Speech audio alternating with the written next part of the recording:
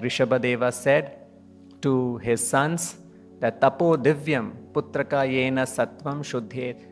Heart will become cleansed by practicing austerities.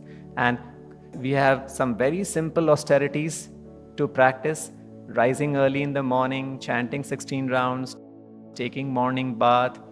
All our austerities are actually centered around devotional service.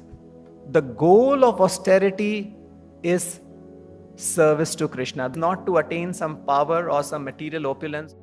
Aradhito yadi haris tapasa tata kim. Naradhito yadi haris tapasa tata kim. Tapasa, you're doing tapasya. If you are doing worship of Krishna, that is the highest tapasya. There is no need of any other higher tapasya.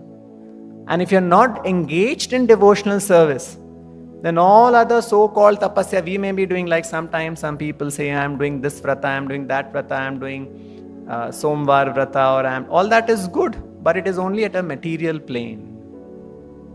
We follow Ekadashi to please Krishna. That's why if you see, all the tapasyas in Krishna consciousness in our life is all aimed towards furthering our devotional service.